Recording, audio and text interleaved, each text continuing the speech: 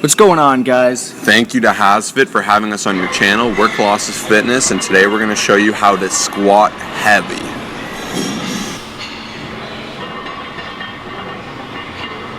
Call me Haymaker.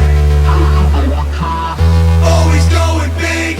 Yeah, you know the kid. Call me Haymaker. 95 or 95. Blood is filling.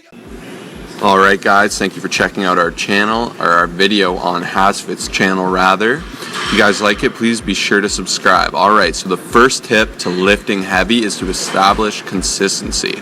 So what do I mean by this? I mean, when you're going in for your depth and you're finding your positioning, you need to be able to walk out in a similar fashion, position yourself in a similar fashion, and have rituals.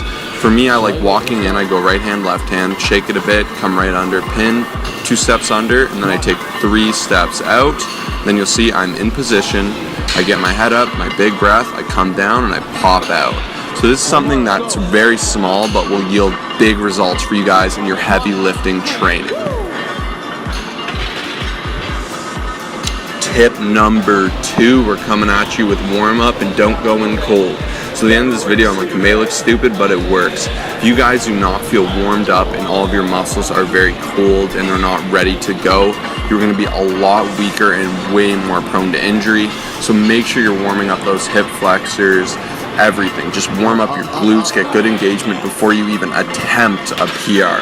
So there you can see that's a big 495. That is not a PR for me, but I'm just doing my normal squat training. We wanted to show you guys in this video.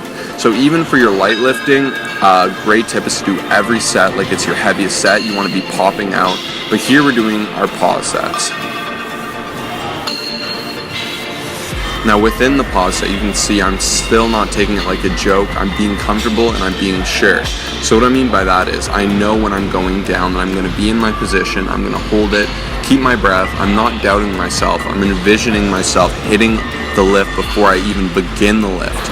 These may seem small and stupid to you, but if you start implementing them, you will see your weight go up exponentially.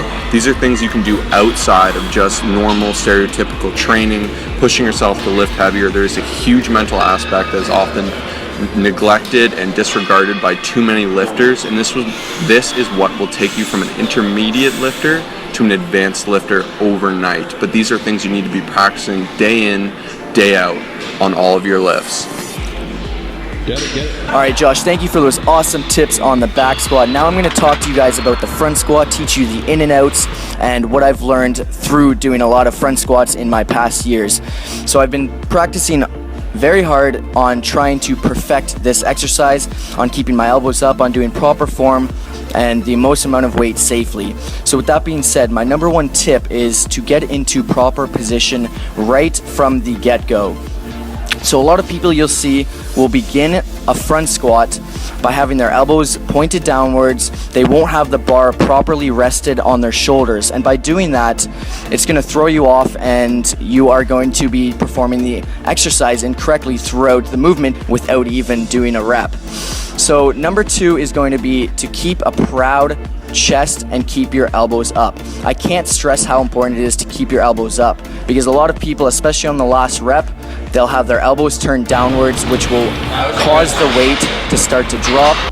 When you really want the weight to be rested on your shoulders, you want it to be supporting you. The weight is not supposed to be rested completely on your wrist. So a lot of people think that you are supposed to have crazy strong wrists, where the wrists are supposed to just support you. All of the weight is actually being placed on the shoulders. Your wrists are just there for support. So keep your chest up, keep your elbows up, and fire up those front squats. So now we are going to be doing something that may look a little bit silly to you guys, but it's something that has really worked for us on really growing those muscle fibers, on pushing ourselves to our full extent, especially after these front squats and back squats. So these are 21s. We do 7 half reps at the top, 7 half reps in the hole, and then we do 7 full reps.